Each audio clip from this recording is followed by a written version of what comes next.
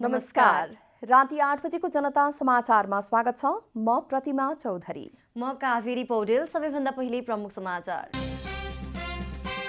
प्रधान न्यायाधीश जबराको राजीनामा माग गर्दै नेपाल बार एसोसिएसनद्वारा आन्दोलन सुरु। कालोपट्टी बाँधेर सर्वोच्चमा धरना। न्यायालयको समस्या समाधान गर्न नसकेको भन्दै पूर्व राष्ट्रपतिद्वारा सरकारको आलोचना। न्यायालय विवादमा फँसेको बेला प्रधानमन्त्री विदेशानु राष्ट्रकै बेइज्जत गरेको टिप्पणी। देशमा भ्रष्टाचार बढ्दै गएको भन्दै एकीकृत समाजवादीका अध्यक्ष नेपालद्वारा चिन्ता व्यक्त। ओली नेतृत्वको सरकारको पालामा भ्रष्टाचारले सीमा नाघेको आरोप। फ्रान्सेली राष्ट्रपति म्याक्रोन र बेलायती प्रधानमन्त्री जोन्सन बीच भेटवार्ता। मत्स्य विवाद समाधान गर्न दुवै नेता सहमत। र एएफसी अन्डर-23 एसियन कप छनौटको अन्तिम खेलमा नेपाल लेबनानसँग 4-0 गोल अन्तरले पराजित।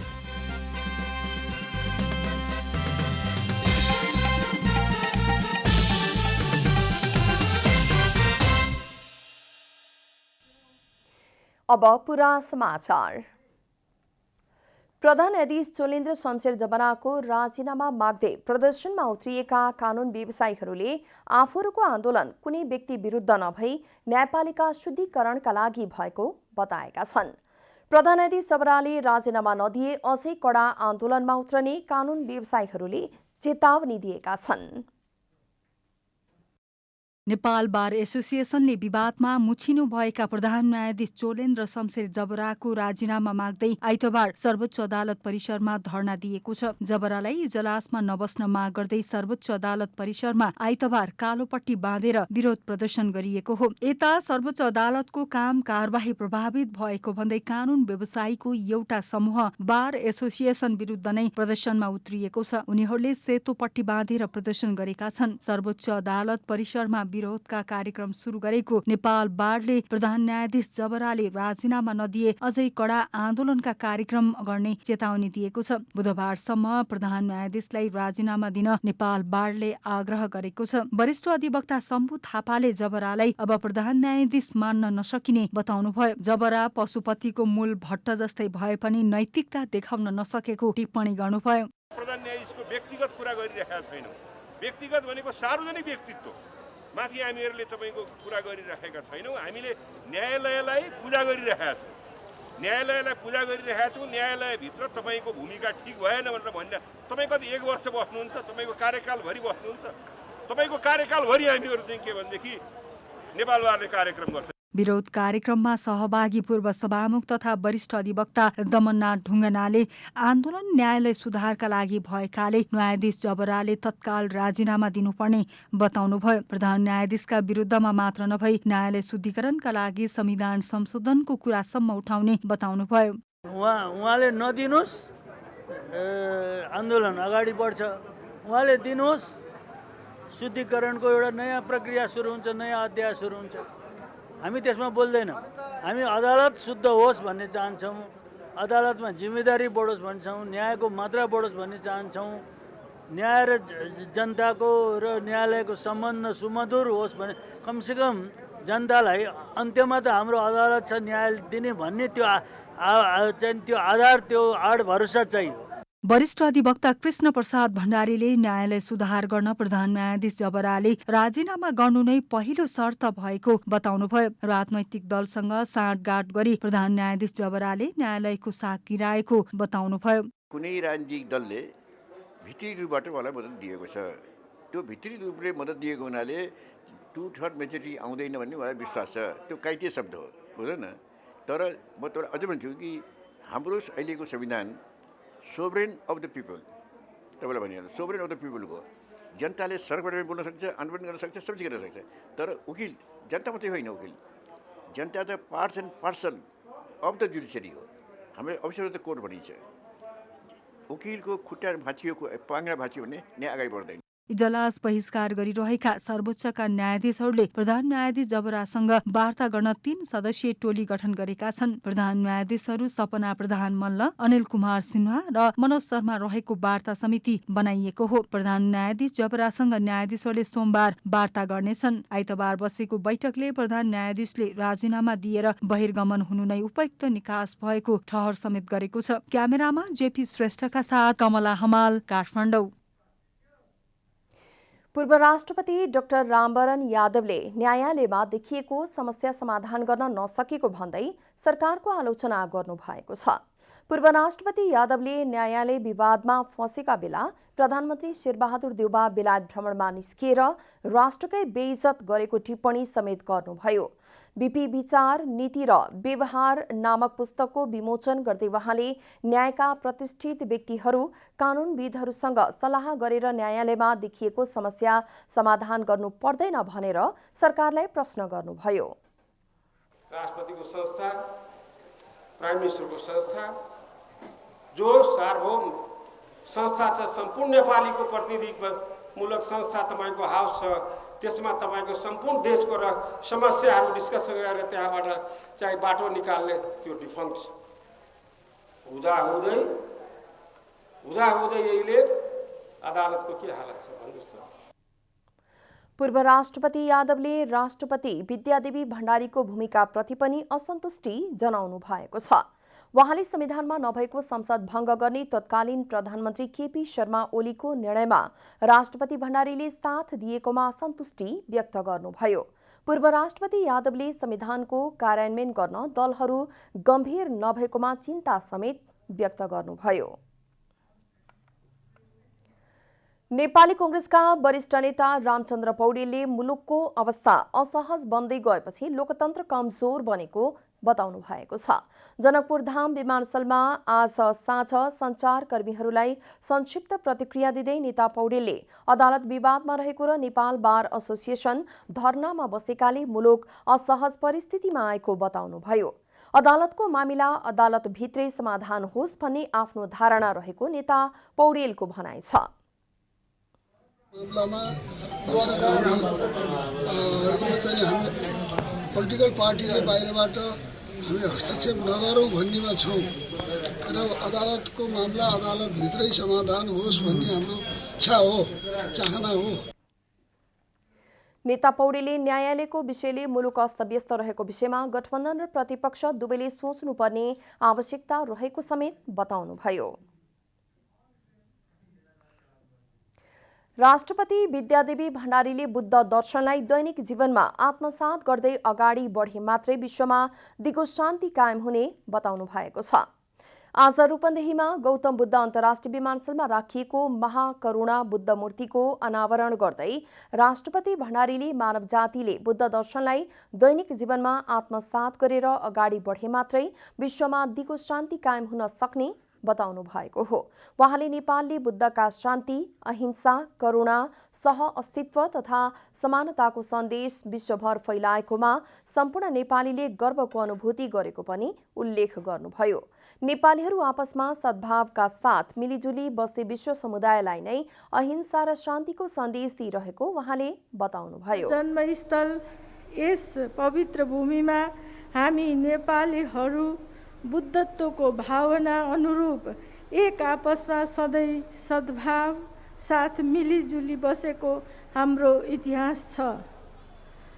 यसले हाम्रो पहिचान मात्र स्थापित गरेको छैन, विश्व समुदायलाई नै हिंसा र शान्तिको शिक्षा दिइरहेको छ। त्यस्तै राष्ट्रिय सभाका अध्यक्ष गणेश प्रसाद तिमिल सिन्हाले बुद्ध दर्शनले नेपाल र नेपालीलाई विश्वभर चिनाउने काम गरेको बताउनुभयो। उहाँले बुद्ध दर्शनको अद्वितीय गुण जीवन र प्रकृति प्रतिको नवीनतम सोच भएको पनि बताउनुभयो। बुद्ध दर्शन मानवताको पुनर्खोज हो, व्यक्तिको अनुशासन, रूपान्तरण र आफ्नो उदाहरणीय व्यवहारद्वारा समाजको रूपान्तरण गर्ने प्रक्रिया हो। यसको अन्तिम लक्ष्य सामाजिक सद्भाव सुनिश्चित गर्नु, न्याय, विश्व बन्धुत्व, शान्तिपूर्ण सहअस्तित्व र मानवीय मर्यादामा आधारित विश्व व्यवस्था कायम गर्नु हो। अध्यक्ष तिमिल सिन्हाले मानव बीचको विभेद अन्त्यका लागि सबैको संगठित प्रयास हुनुपर्ने बताउनुभयो।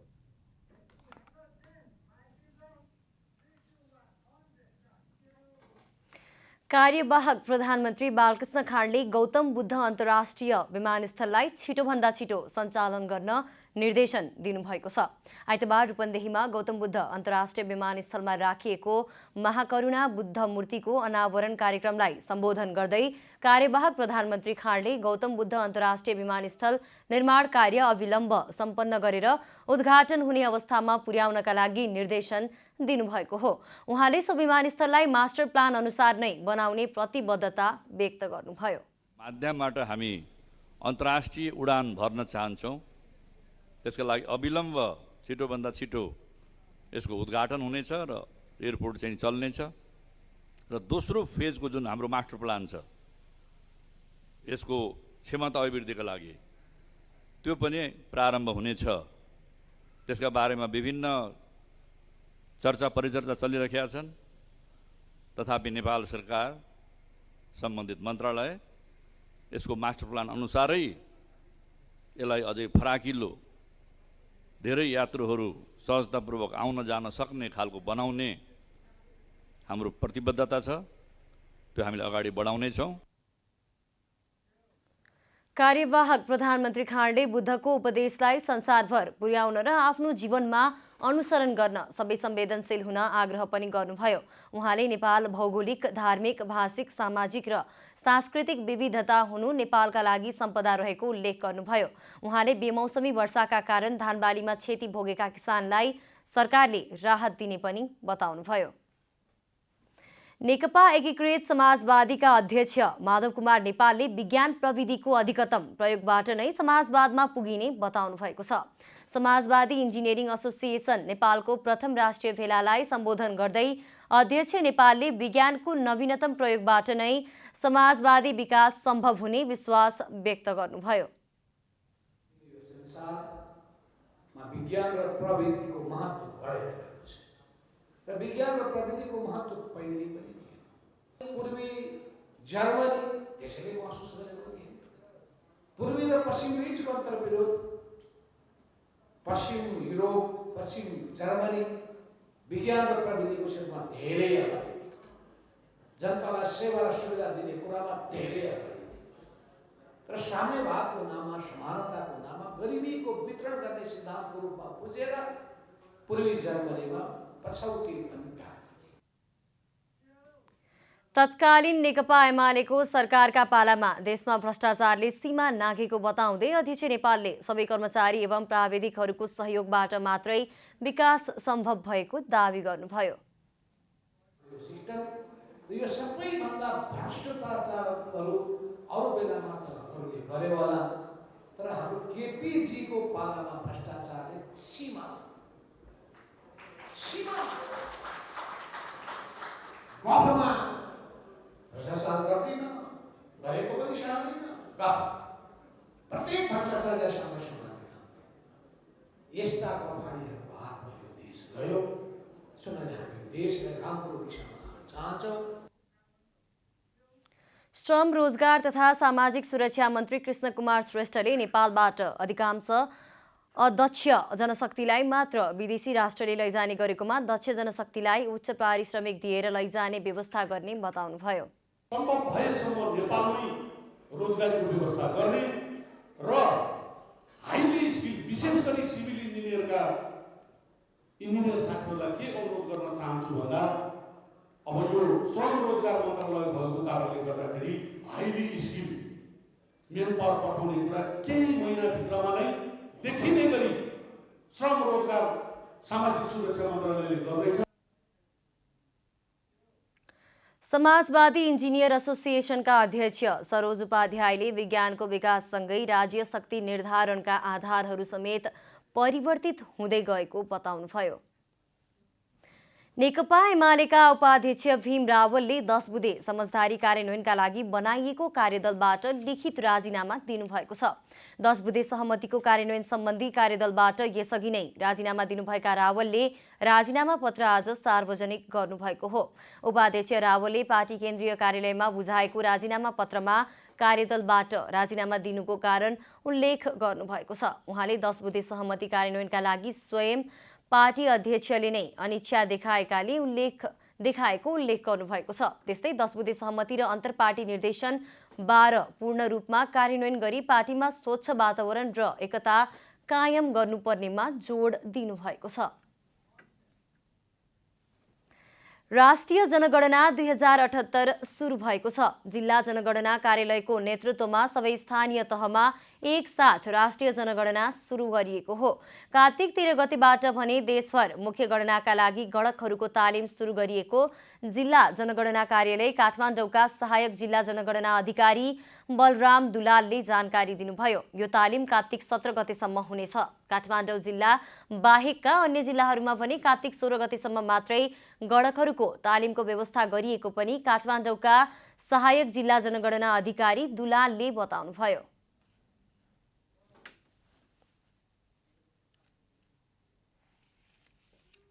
अहिले नेपालमा यो राष्ट्रिय जनगणना 2078 सुरु भएको छ हैन। त्यसको लागि यो अब मुख्य प्रश्नावली भर्ने भनेर हाम्रो गणक साथीहरूलाई चाहिँ अब यो चाहिँ तालिमको तयारी भइरहेछ, तालिम दिइरहेछौँ हामीले। यस पछाडि उहाँहरू चाहिँ फिल्डमा खटेर त्यो चाहिँ डाटा कलेक्सन गर्नुहुन्छ। केन्द्रीय तथ्याङ्क विभागले यही कार्तिक 25 गतेदेखि मङ्सिर 9 गतेसम्म मुख्य गणनाको काम सुरु गर्दैछ। सोही गणनाका लागि गणकहरूको तालिम सुरु गरिएको काठमाडौँ जिल्ला जनगणना अधिकारी धर्मरत्न वज्राचार्यले बताउनुभयो। तालिम लिइरहेको छ। उहाँहरूको काम भनेको जनगणनाको यो अब पहिलो चरण सूचीकरण कार्य सम्पन्न भइसकेको छ। अब यो हामी कार्तिक 25 देखि मङ्सिर 9 सम्म दोस्रो चरणको सुरु हुन्छ।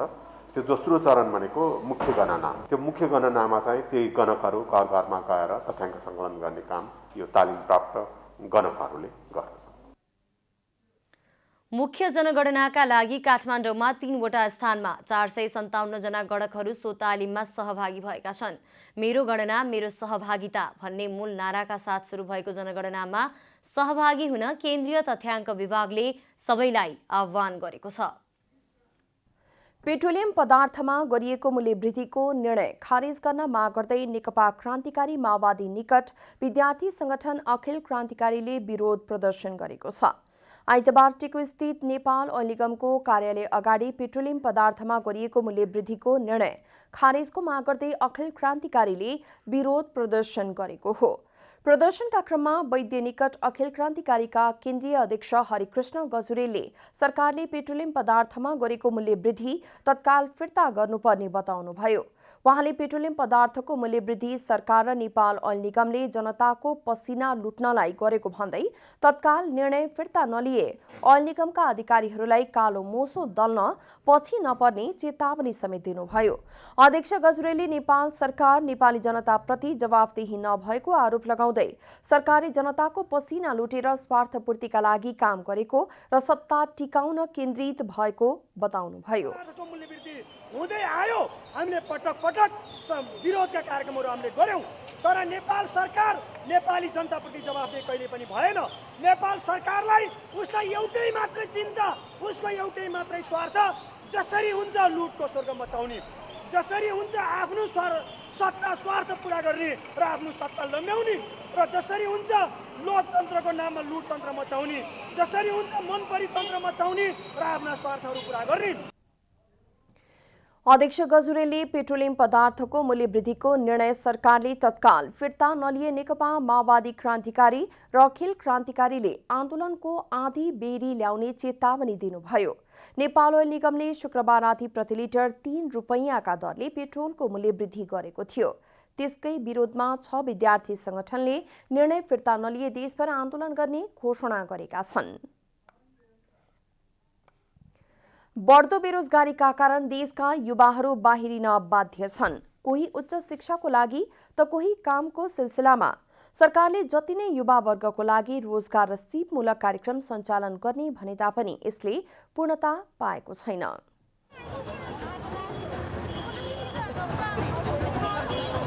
यो काठमाडौँको राहदानी विभाग हो, जहाँ दिनहु 1000 देखि 1500 सम्म मानिसहरू राहदानीका लागि घुइँचो लाग्ने गर्दछ। कोही विदेशमा उच्च शिक्षा अध्ययनका लागि राहदानी बनाउँछन् भने कोही स्वदेशमा बेरोजगारीको समस्याका कारण विदेशमा काम पाइने आशामा राहदानी बनाउँछन्। बिहान 9 बजेदेखि हामी यहाँ लाइनमा हो।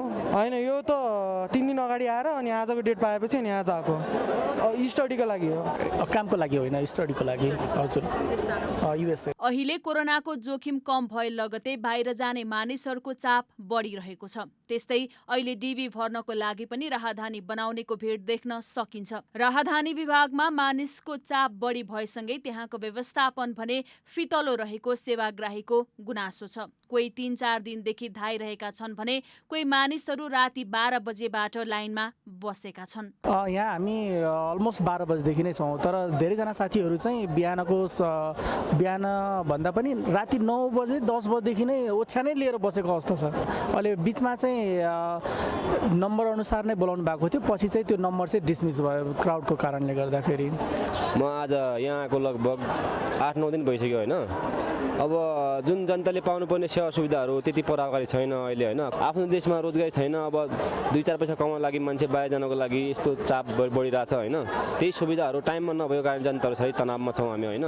अब त्यत्रो टाढाबाट आयो, हामीसँग खर्च पनि छैन। गएको महिना मात्रै वैदेशिक रोजगारमा जानेको संख्या 26,091 छ, जसमा 1,475 महिला रहेका छन् भने 24,616 जना पुरुष छन्। कोरोनाको जोखिम कम भएसँगै काम र उच्च गुणस्तरको शिक्षाका लागि बाहिर जानेको संख्या बढ्दो क्रममा रहेको छ। विदेशी रहेका युवाहरूलाई स्वदेशमै रोकेर उत्पादनमूलक काममा लगाउन ढिलाइ भए मुलुकले ठूलो क्षति बेहोर्नुपर्ने देखिन्छ। क्यामेरामा जयराज थपलियाका साथ आरती पन्त, काठमाडौँ।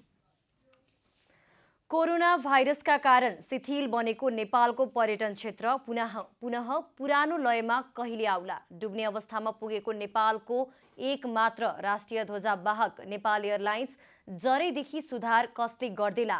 नेपाल एयरलाइन्स आइकाओको कालो सूचीबाट मुक्त कहिले होला? लगायतका प्रश्न पर्यटनका क्षेत्रमा उब्जिरहेका प्रश्न हुन्।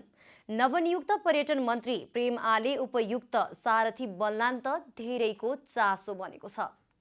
जे यसमा भएका समस्याहरू छन् यसलाई समाधान गर्नको लागि म, मेरो मन्त्रालयका सचिव लगायत हामी सबै प्रतिबद्ध छौँ। चाहिने कुराको लागि हामी 1 मिनट पनि तपाईँहरूलाई चाहिँ दुःख दिनेवाला छैनौँ। हाम्रो मन्त्रालयको तर्फबाट हुने हरेक काम तीव्र गतिमा अगाडि बढ्छ। 1 वर्ष तपाईँहरू चाहिँ लट्केको तपाईँहरूको हुन नसकेको काम हामी 1 महिनामा गर्छौँ, त्यो हामी ग्यारेन्टी दिन्छौँ। यो प्रतिबद्धता हो नवनियुक्त पर्यटन मन्त्री प्रेम आलेको। नेपालमा प्रचुर सम्भावना बोकेको तर पछिल्लो समय कोरोना भाइरसका कारण धराशायी बनेको पर्यटन क्षेत्र कसरी उकास्ने चिन्ताको विषय बनिरहँदा नवनियुक्त पर्यटन मन्त्री प्रेम आलेले पर्यटन क्षेत्र सँगसँगै टाट पल्टिने अवस्थामा पुगेको नेपाल एयरलाइन्सलाई जसरी पनि उकास्ने बाचा गरेसँगै आशाको किरण सञ्चार भएको छ। मन्त्रीको आश्वासनसँगै मुख्य गरी पर्यटन व्यवसायीहरू आशावादी भएका छन्। तर हामीले पढिसकेपछि पास गर्नुपर्छ। पास गरेको रिजल्ट मात्रै त्यो सक्षमता हो। त्यसकारण मन्त्रीज्यूले पढेर पास गरेको रिजल्ट चाहिँ हाम्रो पर्यटन व्यवसायलाई दिनको लागि विनम्रतापूर्वक अनुरोध गर्न चाहन्छु। त्यसो त पर्यटन मन्त्रीका सामु नेपाल एयरलाइन्सको व्यवस्थापकीय सुधारसँगै अन्तर्राष्ट्रिय रूपमा बिग्रेको छवि समेत सुधार्नुपर्ने चुनौती छ। विगत लामो समयदेखि नेपाली जहाजलाई युरोपको आकाशमा निषेध गरिएको छ। मन्त्री आले एकातिर आशावादी भइरहँदा पर्यटन मन्त्रालयकै सचिव भने कामै हुन नदिने अनेकन कठिनाइहरू रहेसम्म सुधार नहुने बताउनुहुन्छ। सबभन्दा ठुलो कुरा अहिले समस्या भनेको समन्वय हो। पर्यटन मन्त्रालयले समन्वय गर्नको लागि धेरै निकायहरूसित चाहिँ सम्झौता गर्नुपर्ने अवस्था छ। किनभने त कानुनले नै त्यस्तो खालको व्यवस्था बनाएको छ। हामी जस्तो अल्पविकसित मुलुकहरूमा चाहिँ एउटा समस्या देखिरहेछु मैले। पर्यटन मन्त्री आलेले पर्यटन क्षेत्रमा देखिने गरी सुधार गर्न नसके आफू पदबाटै हट्ने बताइरहँदा आशा भने जागेको छ, तर नतिजा नहेरी भन्न सकिने अवस्था छैन। क्यामेरामा जेपी श्रेष्ठका साथमा रूपा घिमिरे, काठमाडौँ।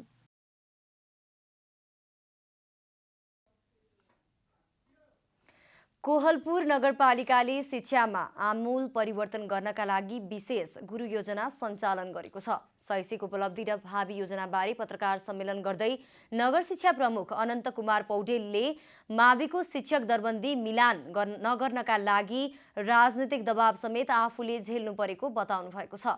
हालसम्म 275 शिक्षकहरू दरबन्दी मिलान गरिएको प्रमुख पौडेलको दाबी छ।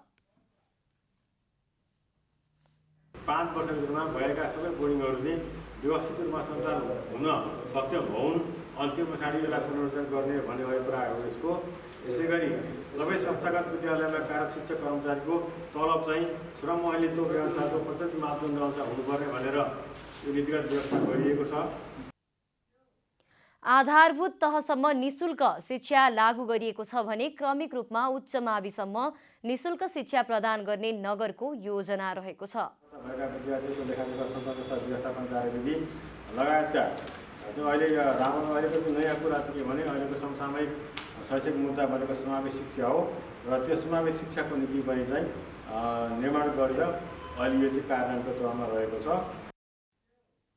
श्रम ऐन अनुसार निजी विद्यालयले शिक्षक कर्मचारीलाई तलब भत्ता दिने प्रावधान बनाएको प्रमुख पौडेलले जानकारी गराउनुभयो। नगर शिक्षाले गरेका प्रगति विवरण पत्रकार सम्मेलन मार्फत प्रस्तुत गरिएको थियो।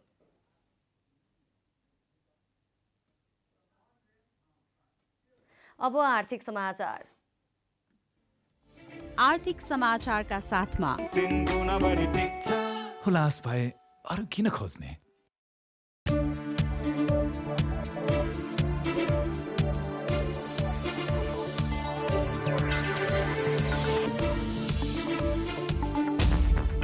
साताको पहिलो कारोबार दिन आइतबार नेप्से परिसूचक 1.99% वृद्धि भएर 2837.61 बिन्दुमा पुगेको छ। कारोबारमा आएका 232 कम्पनीको 1,38,79,322 किता सेयर 7 अर्ब 82 करोड 32,26,000 बराबरको खरिद बिक्री भएको छ। कारोबारमा आएका मध्ये 7वटा धितोपत्रको मूल्यमा सकारात्मक सर्किट लागेको छ। United insurance company, Chandragiri hills सामुदायिक लघुवित्त वित्तीय संस्था, हिमालयन ऊर्जा विकास कम्पनी, लुम्बिनी विकास बैंक, पाँचथर पावर र साहस ऊर्जा कम्पनीको सेयर मूल्यमा सकारात्मक सर्किट लागेको छ। यो दिन सबैभन्दा बढी सेयर मूल्य घट्नेमा एभरेस्ट बैंक रहेको छ।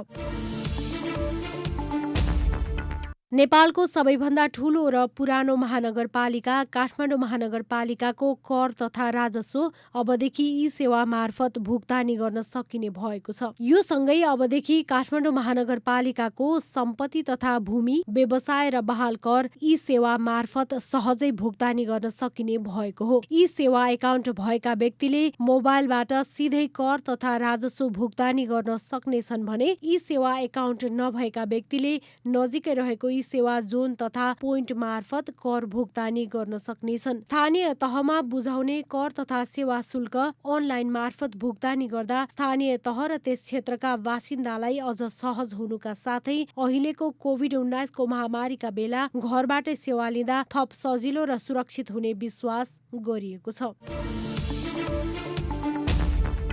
जलविद्युत आयोजनाको अनुमति पत्र प्रतिस्पर्धाका आधारमा मात्रै दिइने भएको छ। पछिल्ला दिनमा मुख्य सचिव शंकरदास बैरागीले विभिन्न मन्त्रालयका सचिवलाई बोलाएर विद्युत आयोजनाको अनुमति पत्र, उत्पादन अनुमति पत्र र विद्युत खरिद सम्झौता रोकेको भन्दै निजी क्षेत्रले आपत्ति जनाइरहेको बेला सरकारले यस्तो नीति ल्याउन लागेको हो। सरकारले अब के कति ऊर्जा दिने, के कति लागतमा आयोजना बनाउने र त्यसबाट स्थानीय रूपमा के कति लाभ हासिल हुने भन्ने आधारमा मापदण्ड बनाएर मात्रै जलविद्युत आयोजनाको लाइसेन्स दिन लागेको हो। 2049 सालमा बनेको विद्युत ऐनलाई संशोधन गर्न बनेको विधेयक राष्ट्रिय सभामा विचाराधीन अवस्थामा रहेको छ। यो विधेयक पारित भएर कार्यान्वयनमा आएपछि कुनै पनि आयोजना सामान्य तरिकाले नपाउने बनाउन लागि हो।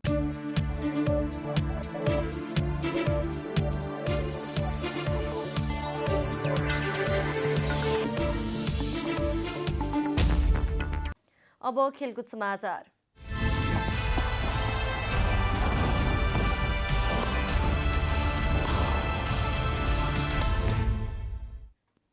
एएफसी अन्डर-23 एसियन कप छनौटको अन्तिम खेलमा नेपालले फराकिलो हार बेहोरेको छ। ताजिकिस्तानको रिपब्लिकन सेन्ट्रल स्टेडियममा आइतबार नेपाल लेबनानसँग 4-0 गोल अन्तरले पराजित भएको हो। लेबनानलाई जित दिलाउन जेन फरानले 2 गोल गरेका छन्।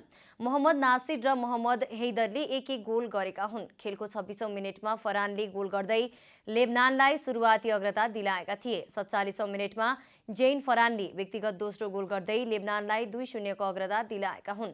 खेलको 74औं मिनेटमा मोहम्मद नासिरले गोल गर्दै लेबनान 3-0 ले अघि रहेको छ। त्यसपछि खेलको 82औं मिनेटमा हैदरले गोल गर्दै लेबनानलाई 4-0 को जित दिलाएको छ। यस जितसँगै लेबनानले प्रतियोगिताको सुखद अन्त्य गरेको छ। तर लेबनान अर्को चरणमा भने पुग्न सकेन। नेपाल जित विहीन रहँदै घर फर्किएको छ। समूह बी को नेपालले अङ्क जोड्न सकेन। नेपाल पहिलो खेलमा इरानसँग 4-0 र दोस्रो खेलमा ताजिकिस्तानसँग 6-0 गोल अन्तरले पराजित भएको थियो। नेपाल समूहको पुछारमा रहेको छ। लेबनान 3 अङ्क जोडेर तेस्रो स्थानमा रहेको छ। यस समूहमा 6 अङ्क जोडेको ताजिकिस्तान शीर्ष स्थानमा रहेको छ भने इरान 6 अङ्क जोडेर दोस्रो स्थानमा रहेको छ। ताजिकिस्तान र इरान बीच आजै खेल हुनेछ। यस समूहको शीर्ष टोलीले AFC अन्डर 23 एसियन कप खेल्नेछन्। यस्तै दोस्रो टोली मध्ये उत्कृष्ट 4 टोली पनि अन्डर 23 एसियन कपमा छनौट हुनेछन्। उज्बेकिस्तानमा हुने फाइनल चरणको प्रतियोगितामा 2022 को जुन 1 देखि 19 सम्म हुने तालिका रहेको छ। युवा तथा खेलकुद मन्त्री महेश्वर घतराजले नेपाली राष्ट्रिय फुटबल टिमका मुख्य प्रशिक्षक अब्दुल्लाह अल्मुताइरीको स्वागत गर्नुभएको छ। मन्त्री घतराजले आइतबार खेलकुद मन्त्रालयमा अल्मुताइरीलाई स्वागत गर्नुभएको हो। अखिल नेपाल फुटबल सङ्घ एन्फासँग 2 वर्षको सम्झौता नवीकरण गरेपछि अल्मुताइरी शनिबार नेपाल आइपुगेका थिए। अल्मुताइरीले नेपाललाई पहिलो पटक साफ च्याम्पियनसिपमा पुर्याएका थिए। माल्दिप्समा भएको साफको फाइनलमा भारतसँग पराजित भएपछि नेपाल उपविजेता बनेको थियो। तर फाइनल अघि नै अल्मुताइरीले फाइनल पछि आफू नेपाल नफर्कने बताएका थिए। त्यसपछि एन्फाले उनलाई ल्याउने पहल गरिरहेकै बेला मन्त्री घतराजले अल्मुताइरीलाई जसरी पनि नेपाल ल्याउनु पर्ने एन्फा अध्यक्ष कर्मा छिरिङ शेर्पालाई आग्रह गर्नुभएको थियो। अब मौसम समाचार।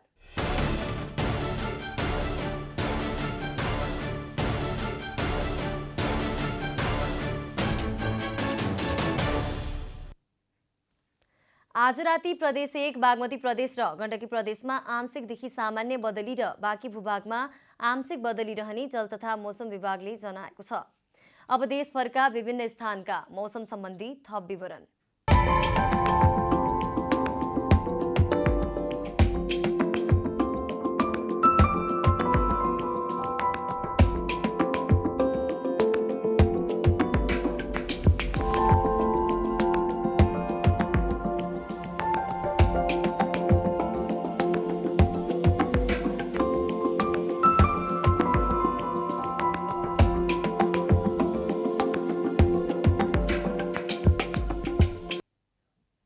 अन्त्यमा आजको डायरी।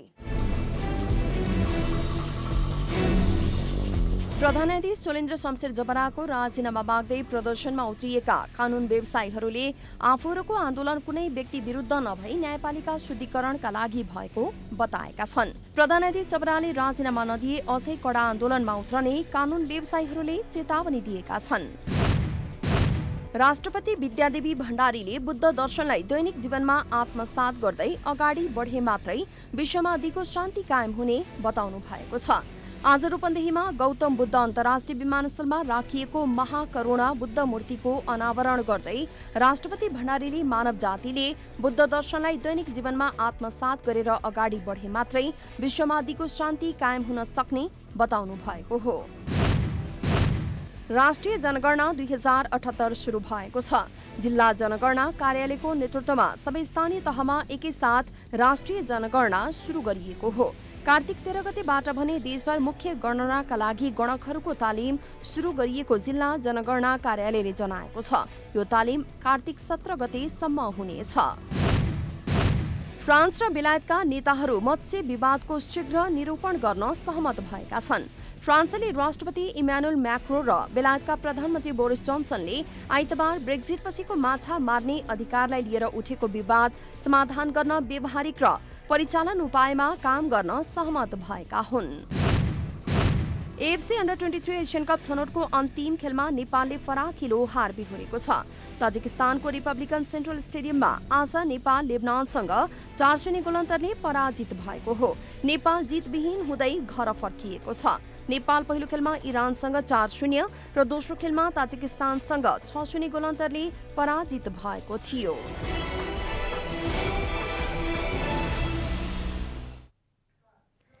जनता समाचार अहिलेलाई यति नै। जनताद्वारा जनताका लागि प्रसारित जनता टेलिभिजन हेरिरहनुहोला। नमस्कार।